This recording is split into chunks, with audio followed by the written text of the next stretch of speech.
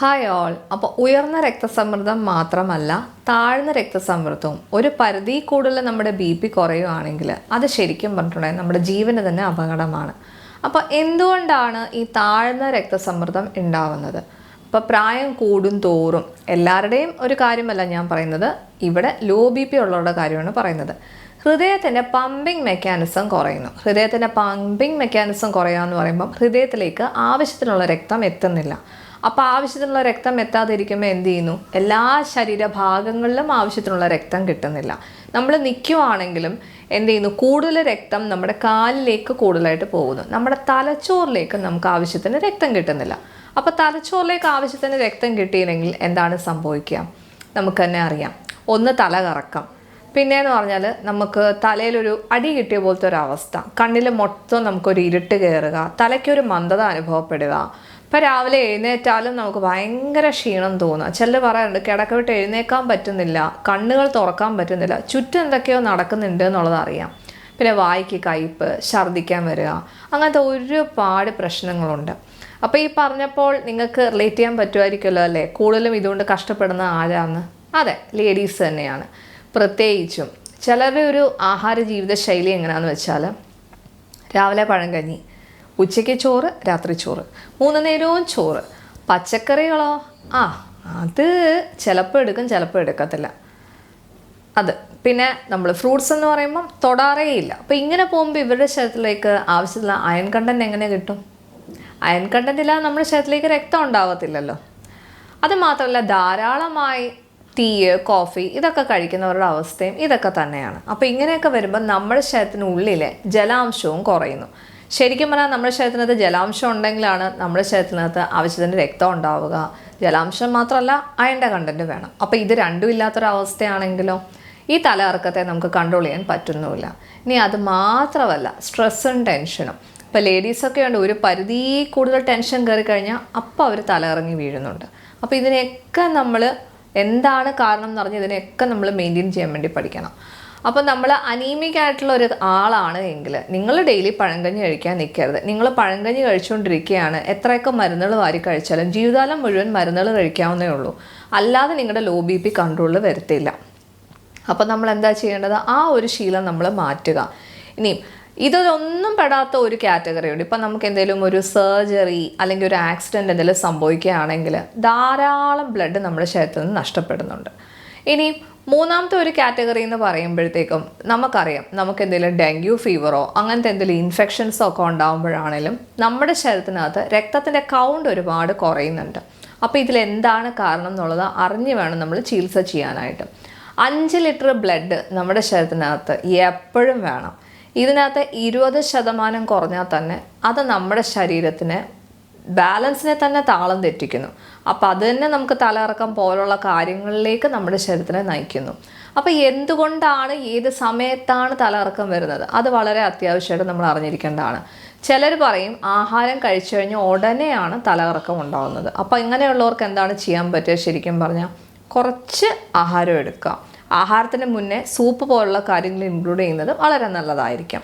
ഇനി ഒരു 5 ml ഇഞ്ചി നീര് നമ്മൾ കഴിക്കുന്നത് നല്ലതാണ്. അതുപോലെ തന്നെ നാരങ്ങ ജ്യൂസിൽ ഇത്തിരി ഉപ്പിട്ടിട്ട് നമ്മൾ കഴിക്കുന്നത് നല്ലതാണ്. ഇതൊക്കെ എന്ന് പറയുമ്പോഴത്തേക്കും നമ്മുടെ ശരീരത്തിലെ സോഡിയം പൊട്ടാഷ്യം ഇംബാലൻസ് കൊണ്ടാണ് കേട്ടോ തലകറക്കം പോലുള്ള ലോ BP പ്രശ്നങ്ങൾ ഉണ്ടാവുന്നത്.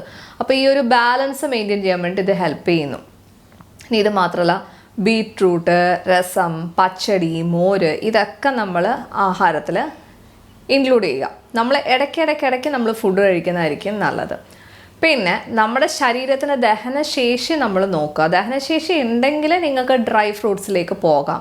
അത് രാവിലെ തന്നെ വെറും വയറ്റിലല്ല കഴിക്കേണ്ടത്. രാവിലെ ഒരു 10 മണിക്കും 2 മണിക്കും ഇടയിലുള്ള സമയങ്ങളിൽ വേണം കുറച്ച് ഡ്രൈ ഫ്രൂട്ട്സ് കഴിക്കാനായിട്ട്. പിന്നെ ഒരു 10 തൊട്ട് 15 ഉണക്കമുന്തിരി അലർജി ഇല്ലാത്തവർ, കാര്യം ഞാൻ ഒരു ഷോർട്സ് ചെയ്തപ്പോൾ അതിൽ പറഞ്ഞിട്ടുണ്ടായിരുന്നു, ചിലർക്ക് വയറിന് എന്തെങ്കിലും പ്രശ്നമൊക്കെ ഉണ്ടെങ്കിൽ അവർ എടുക്കേണ്ട ആവശ്യമില്ല. അല്ലാതെ ഉള്ളവർ ഉണക്കമുന്തിരി എന്ത് ചെയ്യണം?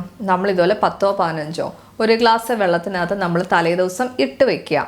അടുത്ത ദിവസം രാവിലെ നമ്മളത് പിഴിഞ്ഞഴിച്ചിട്ട് അത് നമ്മൾ കഴിക്കുന്നത് നല്ലതാണ്. അപ്പം നമ്മുടെ ആഹാര ശൈലിയിൽ നമ്മൾ ഇത്രയും മാറ്റങ്ങൾ നമ്മൾ കൊണ്ടുവരണം. ഇപ്പോൾ ചെറുപയറിൻ്റെ സൂപ്പ്, ബീട്രൂട്ടിൻ്റെ സൂപ്പ്, ക്യാരറ്റിൻ്റെ സൂപ്പ് ഇതൊക്കെ കഴിക്കുന്നതല്ല. മുരിങ്ങയില ഡെയിലി കഴിക്കാൻ പാടില്ല, ലോ ബി പി ഉള്ളവർ. ഡെയിലി കഴിക്കുകയാണെങ്കിൽ എന്ത് ചെയ്യുന്നു, നമ്മുടെ ബി പി വല്ലാണ്ട് താന്നു പോകാൻ വേണ്ടിയിട്ട് സാധ്യതയുണ്ട്.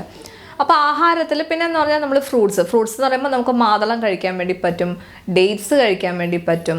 ഓക്കെ, അപ്പോൾ കുറച്ചൊക്കെ ഒരു പുളിയുള്ള ഫ്രൂട്ട്സ് നമ്മൾ ഇൻക്ലൂഡ് ചെയ്യണം. എങ്കിലാണ് നമ്മുടെ ശരീരത്തിനകത്ത് ആ ഒരു രക്തവും ബ്ലഡ് സർക്കുലേഷനും ഒക്കെ കറക്റ്റായിട്ട് നടക്കുക. ഇനി നമ്മൾ ജീവിതശൈലിയിൽ കൊണ്ടുവരേണ്ട മാറ്റം. അപ്പം നമുക്കറിയാം നമ്മുടെ രണ്ടാമത്തെ ഹൃദയം എന്ന് പറയുന്നത് നമ്മുടെ കാഫ് മസിലാണ്. നിൽക്കുമ്പോൾ തല ഇറങ്ങുന്നു എന്ന് പറയുന്നവർക്കുള്ള കാരണം എന്താണെന്ന് വെച്ചാൽ ഈ രക്തം എല്ലാം കൂടെ പോയി നമ്മുടെ കാഫ് മസിലിൻ്റെ അവിടെ ആയിരിക്കും, അല്ലെങ്കിൽ ഉപ്പൂറ്റിയുടെ അവിടെ ആയിരിക്കും വന്ന് നിൽക്കുക. അപ്പോൾ ഇങ്ങനെയുള്ളവർ ചെയ്യേണ്ട ഒരു കാര്യം എന്താണെന്ന് വെച്ചാൽ രാവിലെ ഉച്ചയ്ക്കും വൈകിട്ടും ആഹാരം കഴിച്ചു കഴിഞ്ഞിട്ട് കുറച്ച് നേരം നടക്കുക, അല്ലെങ്കിലും നടത്താൻ നമ്മൾ എന്തായാലും ഇൻക്ലൂഡ് ചെയ്യുക. കാര്യം ഇങ്ങനെ നമ്മൾ നടക്കുമ്പോഴാണ് നമ്മളെ ബ്ലഡ് സർക്കുലേഷനൊക്കെ ഒന്ന് ശരിയാവുക. പിന്നെന്ന് പറഞ്ഞാൽ നമ്മൾ വ്യായാമം ഡെഫിനറ്റായിട്ടും ചെയ്യുക. പക്ഷെ തല കറങ്ങിക്കിടക്കുന്ന ആളുടെ അടുത്ത് വ്യായാമം ചെയ്യാൻ പോവാന്ന് പറയരുത്.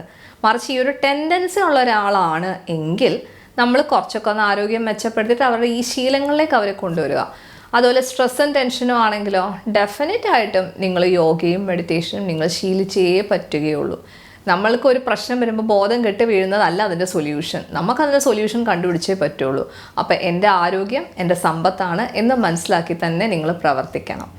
അപ്പോൾ ഈ ഇത്രയും കാര്യങ്ങൾ. അതുപോലെ തന്നെ നമ്മൾ ചെയ്യേണ്ട ഒരു കാര്യം എന്താണെന്ന് വെച്ചാൽ പ്രായമായവർ, അവർക്ക് പ്രത്യേകിച്ചും ഒരു രാവിലെ എഴുന്നേൽക്കുന്ന സമയത്ത് തലകറക്കം ഉള്ളവർക്ക് ചെയ്യാൻ പറ്റിയൊരു ടിപ്പ് എന്താണെന്ന് വെച്ചാൽ അവർ ഉപ്പൂറ്റിക്ക് നമ്മുടെ പ്ലാന്റർ ഫേഷ്യാറ്റിസിൽ ഞാൻ ഒരു എക്സസൈസ് പറഞ്ഞിട്ടുണ്ടായിരുന്നു അല്ലേ, നമ്മുടെ കാൽവിരലുകൾ ഫ്രണ്ടിലോട്ടാക്കുക ബാക്കിലോട്ടാക്കുക എന്നുള്ളത്. അപ്പോൾ അങ്ങനത്തെ ഫ്ലെക്ഷൻ എക്സ്റ്റൻഷൻ എക്സസൈസസ് ഇതെല്ലാം നമ്മുടെ കാഫ് മസിലിനെ നമ്മൾ ഉത്തേജിപ്പിക്കാൻ വേണ്ടിയിട്ടാണ്. പിന്നെ നമ്മൾ ബെഡിൽ നിന്ന് എഴുന്നേറ്റ് നിന്ന് കഴിയുമ്പോഴത്തേക്കും നമ്മൾ ഉപ്പൂറ്റി പൊക്കുക, കുറച്ച് നിമിഷങ്ങൾ ഉപ്പൂറ്റി താക്കുക, ഉപ്പൂറ്റി പൊക്കുക, ഉപ്പൂറ്റി താക്കുക. അപ്പോൾ നമ്മൾ ഇങ്ങനെ ചെയ്യുമ്പോഴത്തേക്കും എന്ത് പറ്റുമെന്ന് വെച്ചാൽ കുറച്ചൊക്കെ നമ്മുടെ ഒരു ബ്ലഡിൻ്റെ ഒരു സർക്കുലേഷൻ ഇമ്പ്രൂവ് ആയിട്ട് ആ നമ്മുടെ ബ്രെയിനിലേക്ക് വന്നിട്ട് നമുക്ക് പെട്ടെന്നുള്ളൊരു തലകറക്കം നമുക്കൊന്ന് ഒഴിവാക്കാൻ വേണ്ടിയിട്ട് നമുക്ക് പറ്റും. അപ്പോൾ നമ്മൾ വായു സഞ്ചാരം ഉള്ള ഒരു സ്ഥലത്തിരിക്കുക. ഇപ്പോൾ ചിലർക്ക് ഇടുങ്ങിയ റൂമിലൊക്കെ പോവുകയാണ്, ലിഫ്റ്റിലൊക്കെ കയറുകയാണെങ്കിൽ ശ്വാസം മുട്ടുന്നവരൊക്കെ ഉണ്ട്. അപ്പോൾ നമ്മുടെ ആരോഗ്യം മെച്ചപ്പെടുത്തണം. പിന്നെ ഈ ഒരു ചുറ്റുമുള്ള വായു സഞ്ചാരം നമ്മുടെ ചുറ്റിനും ഉണ്ട് എന്ന് നമ്മൾ ഉറപ്പ് വരുത്തുക. അതുപോലെ ഇഞ്ചി നീര് ഒരു 5 ml നമ്മൾ എമർജൻസി ആയിട്ട് തന്നെ നമ്മൾ കഴിക്കുക. അപ്പോൾ ഈ ആഹാര ജീവിത ശൈലിയിൽ നമ്മൾ ഇത്രയും മാറ്റങ്ങൾ ഡെഫിനറ്റായിട്ടും കൊണ്ടുവരുവാണെങ്കിൽ ലോ ബി പി നമുക്ക് ഒരു പരിധി വരെയൊക്കെ നമുക്ക് കൺട്രോൾ ചെയ്യാൻ വേണ്ടി പറ്റും. പിന്നെ നമ്മൾ ഇളനീര് കഴിക്കുന്നത് നല്ലതാണ്. അതുപോലെ തന്നെ നമ്മൾ ക്യാരറ്റ് സൂപ്പ്, ബീട്രൂട്ട് സൂപ്പ്, അതിൻ്റെ കൂടെ ഒരു അര നാരങ്ങ കൂടെ നമ്മൾ പിഴിഞ്ഞ് കഴിച്ചിട്ട് നമ്മൾ കഴിക്കുന്നത് നല്ലതാണ്. അപ്പോൾ നമ്മൾ കാരണം കണ്ടെത്തുക, എന്താണ് കാരണം, അതനുസരിച്ച് ഇത്രയും കാര്യങ്ങൾ നമ്മളൊന്ന് ചെയ്തു വരികയാണെങ്കിൽ ഡെഫിനറ്റായിട്ട് നമുക്ക് ലോ ബി പി ഒരു പരിധി വരെയൊക്കെ നമുക്ക് കൺട്രോൾ ചെയ്യാൻ വേണ്ടി പറ്റും. അപ്പോൾ ഈ പറഞ്ഞ ടിപ്സ് എല്ലാം നിങ്ങൾക്ക് ഹെൽപ്ഫുൾ ആവുമെന്ന് പ്രതീക്ഷിക്കുന്നു. Thank you. Have A great day.